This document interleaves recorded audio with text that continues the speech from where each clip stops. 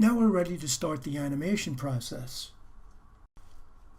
I'm in the side view and I've accessed the planet Mars, and this is the crater in which the arm will pull an object out of. Having parented everything, if I needed to now, I could select the ring at the bottom, I could scale and move, and everything will change accordingly. So here's where you may want to decide on the scale. I'm going to have it fly in from the upper right hand corner. I'll zoom back a little bit and I'll start at frame number 1. And at frame number 1, I'm going to marquee select translate and rotate in the channel box for X, Y, and Z, and I'll right click and choose key selected. Hitting W on the keyboard, I'll move it up to the right hand corner, maybe just off the screen. I'm not going to go too far because it's a kind of a quick animation and it'd look kind of silly if the drone flew kind of fast down to the hole in the planet. I'll go to frame 100 and I'll move it down to the crater. I'll go to my top view to make sure that it is where it can be accessed by the little claw that will pull the object out of the crater. And I'll go to my side view and just drag through my timeline to make sure I'm getting what I want. Now I've got the drone that lands on the planet, and I'd like it to set for 10 frames before it starts to try to pick up the object inside the crater. So I'll go to frame 110, and I'll right click and drag through translate X, Y, Z again, and right click, choose key selected. Now we have a 10 frame buffer at which it will sit still. I'd like the arm to move for the first time at frame 120.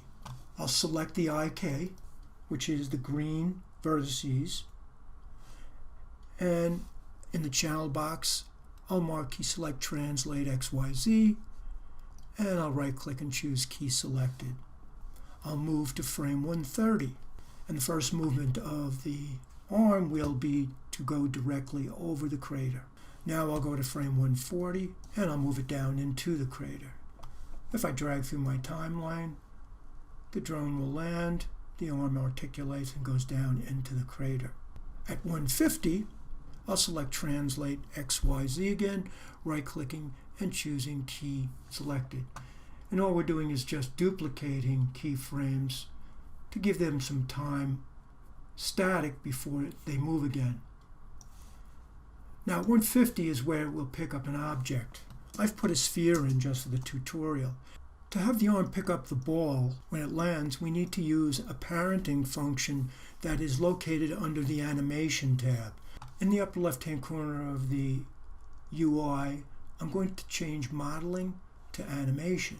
And you'll see that the UI now reflects the different functions that are available with the animation tab. I'll select one of the pieces of the claw or the sphere at the bottom of the arm, and I'll shift select the ball. I'll go to constrain and I'll click on parent.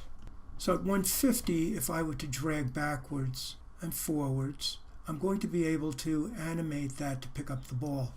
I'm making sure I'm still on 150, and I'm doing so using the little VCR control in the lower right hand corner.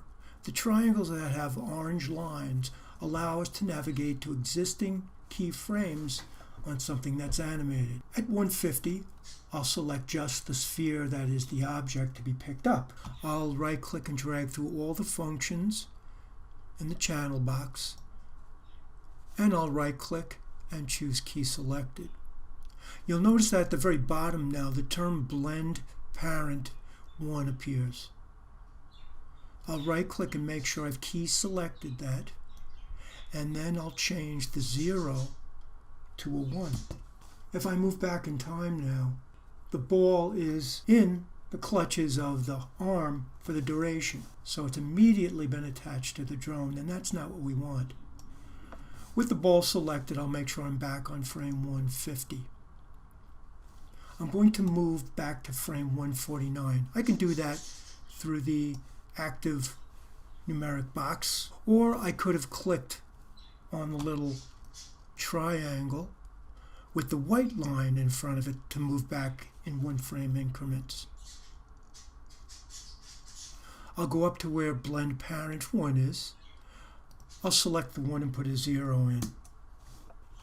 And now once we animate the drone taking off, the ball will be in the clutches of the arm, and not until then. I'm putting my playback head at 160, and at 160 I'll select the circle that controls the whole animation.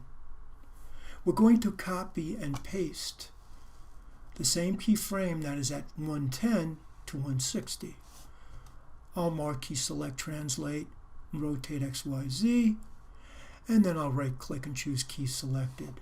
Now I'll put my playback head at 260, and in the side view I'll move the drone up in the air and off the screen. Now if I were to play through my animation, I should see something like this.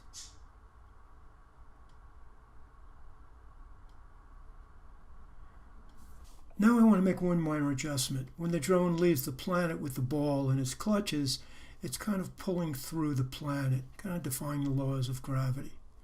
So there's two things we can try with that. I'll select the ring first, and I'll put the playback head maybe at 170, and I'll start to move the drone in vertical. And then I'm going to bring the arm at 170. I'll select the IK. I'll mark key select translate XYZ with the IK selected, and I'll key it there. And I'll move maybe 10 frames from there. And I'll tuck the arm up a bit. So now if I was to play through, the drone will come in, take off, tuck the ball, and go. Now all I need to do is make a play blast of this. So I'll set the in and out point in the timeline to 260 where the flight ends. And now I'll go up to Windows. I'm going to play blast attributes. I'll choose time slider and I'll hit apply.